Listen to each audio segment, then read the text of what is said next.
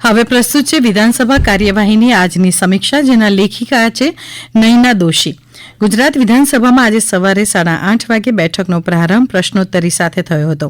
કૃષિ, પશુપાલન, ગૌસંવર્ધન, ઉદ્યોગ, ગ્રામ, ગૃહ નિર્માણ અને ગ્રામ વિકાસ મંત્રી, આદિજાતિ વિકાસ, પ્રાથમિક, માધ્યમિક અને પ્રવૃત્તિ શિક્ષણ મંત્રીએ પ્રશ્નોના જવાબ આપ્યા હતા. માતરના ધારાસભ્ય કલ્પેશ આશાભાઈ પરમારે ખેડા જિલ્લામાં ખેડૂતોને સ્માર્ટફોન સહાય યોજના અંગે પ્રશ્ન પૂછ્યો હતો, જેના જવાબમાં કૃષિમંત્રી રાઘવજી પટેલે જણાવ્યું હતું કે ખેડૂતોને સ્માર્ટફોનની ખરીદી પર સહાય આપવાની પહેલ કરનાર ગુજરાત દેશનું પ્રથમ રાજ્ય છે. છેલ્લા 2 વર્ષમાં ખેડા જિલ્લાના 2246 ખેડૂતોને સ્માર્ટફોન સહાય યોજના હેઠળ 1 કરોડ રૂપિયાથી વધુની સહાય ચૂકવણી કરાઈ છે.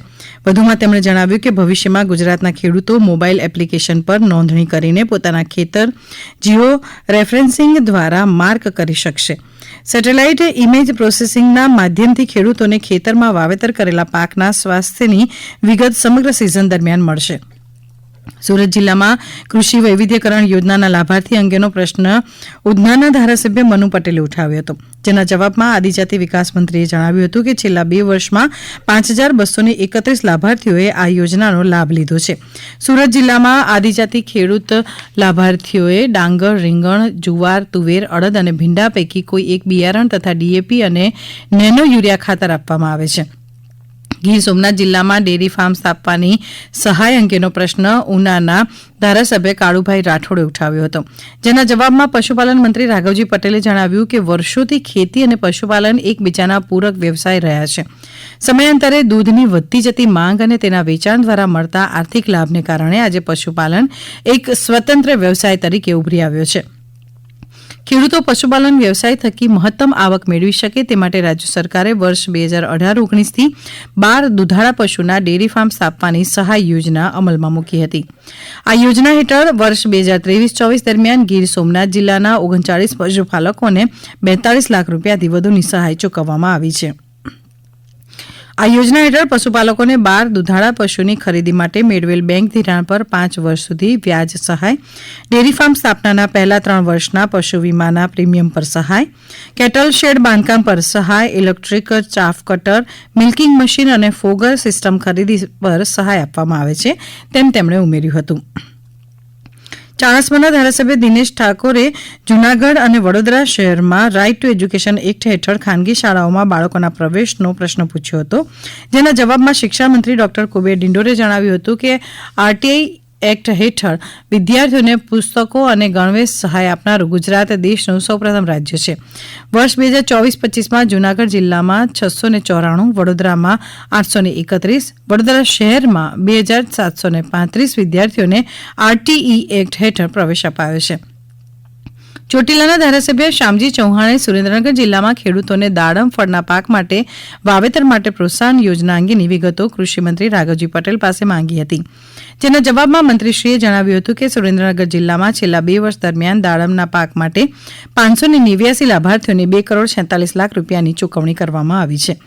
રાજ્યમાં દાડમ પાકના ઉત્પાદનની અનુકૂળતાને ધ્યાને લઈને રાજ્યના ખેડૂતોને દાડમના વાવેતર માટે પ્રોત્સાહિત કરવામાં આવે છે. દાડમની બજારમાં સારી માંગ રહેતી હોવાથી ખેડૂતોની આવકમાં પણ વધારો થાય છે. સુરેન્દ્રનગર જિલ્લામાં દાડમ પાકનું પુષ્કળ વાવેતર થઈ રહ્યું છે. વર્ષ 2023-24માં જ સુરેન્દ્રનગર જિલ્લામાં કુલ 1794 હેક્ટર વિસ્તારમાં દાડમનું વાવેતર અને 18,119 મેટ્રિક ટન દાડમનું ઉત્પાદન થયું હતું. કોંગ્રેસના ધારાસભ્ય ઇમરાન ખેડાવાલાએ અમદાવાદ ઝોનમાં ખોટા ખર્ચો દર્શાવીને વધુ ફી ઉઘરાવતી શાળાઓ સામે કરવામાં આવેલી કાર્યવાહીની વિગતોની વિધાનસભાની પ્રશ્નોત્તરીમાં માંગ કરી હતી, જેના જવાબમાં શિક્ષણ મંત્રી કુબેર ડિંડોરે જણાવ્યું કે રાજ્યની ખાનગી શાળાઓમાં ફી નિયમન માટે સરકાર દ્વારા ગુજરાત સ્વનિર્ભર શાળા ફી અધિનિયમ 2018 હેઠળ એફઆરસીની રચના કરવામાં આવી છે, જેના ભાગરૂપે રાજ્યની ખાનગી શાળાઓમાં એફઆરસીની માર્ગદર્શિકા મુજબ નિયત ફી નિર્ધારિત કરવામાં આવી છે, તે મુજબ જ ફી લેવામાં આવે છે. શિક્ષણ મંત્રી ડોક્ટર ડિંડોર અમદાવાદની આલ્ફા ઇન્ટરનેશનલ સ્કૂલ દ્વારા એફઆરસી સમિતિ સમક્ષ ધોરણ 1 થી 3માં 1,40,000 લાખ ફી નિયત કરવામાં આવી હતી, જે સમિતિ દ્વારા ઘટાડીને માત્ર 36,000 રૂપિયા કરવામાં આવી છે, જ્યારે ધોરણ 4 થી 6માં 41,000, ધોરણ 7 થી 8માં 42,000 અને ધોરણ 9 થી 10માં 45,000 રૂપિયા ફી નક્કી કરવામાં આવી છે, તેમ પેટા પ્રશ્નમાં જવાબમાં જણાવ્યું હતું. અમદાવાદના ધારાસભ્ય દર્શનાબેન વાઘેલાએ પૂછ્યું હતું કે સ્વનિર્ભર શાળા ફી નક્કી કરવાની પદ્ધતિ શું છે, જેના જવાબમાં શિક્ષણમંત્રીએ જણાવ્યું કે રાજ્ય સરકાર દ્વારા 4 ઝોન એટલે કે અમદાવાદમાં 8 જિલ્લા, વડોદરામાં 7 જિલ્લા, રાજકોટમાં 11 જિલ્લા અને સુરતમાં 7 જિલ્લાને સમાવતી FRC ફી નિયમન સમિતિ રચના કરવામાં આવી છે. સામાજિક ન્યાય અધિકારીતા વિભાગની માંગણીઓ ઉપરની ચર્ચા દરમિયાન કોંગ્રેસના ધારાસભ્ય જિગ્નેશ મેવાણીએ સરકાર પર પ્રહાર કર્યા હતા. મહીસાગર કલેક્ટર દ્વારા એક યુવકને અપમાનિત કરવાની ઘટના મામલે તેમની બદલી કે સસ્પેન્ડ કરાયા નથી તેવો આક્ષેપ લગાવતા શ્રી મેવાણીએ ન્યાયની માંગણી સાથે કલેક્ટરની ધરપકડની માંગ કરી હતી. સુરેન્દ્રનગર જિલ્લામાં 25,000 વીઘા જમીનમાં 25 વર્ષીય અસામાજિક તત્વોએ કરેલા ગેરકાયદેસર કબજો દૂર કરી તેમને ન્યાય અપાવવા તેમજ અન્ય એક મામલામાં ધારાસભ્ય ગજેન્દ્રસિંહ પરમારની ધરપકડ કરવા પણ ધારાસભ્યએ માંગણી કરી હતી. પૂર્વ મંત્રી ગણપત વસાવાએ જણાવ્યું કે મહિલાઓના વિકાસ માટે રાજ્ય સરકાર દ્વારા અનેક યોજનાઓ દાખલ કરવામાં આવી છે, જેના પરિણામે સ્ત્રી સશક્તિકરણ ભરપૂર પ્રમાણમાં થયું હોવાનું જણાવ્યું હતું. વિધાનસભાની કામગીરી પૂર્ણ થતા પહેલા વિધાનસભા અધ્યક્ષો દ્વારા કેટલીક મહત્વની જાહેરાત કરવામાં આવી હતી, જેમાં 10મી માર્ચે ધારાસભ્ય જિગ્નેશ મેવાણીએ ચૂંટણી પંચ માટે કરેલા ઉચ્ચારણના શબ્દો દૂર કરવાના આદેશ કર્યા હતા. ત્યારબાદ વિધાનસભાની કામગીરી પૂર્ણ કરીને બધાને હોળી રમવા આમંત્રણ પાઠવ્યું હતું અને વિધાનસભાનું કામકાજ પૂર્ણ કર્યું હતું.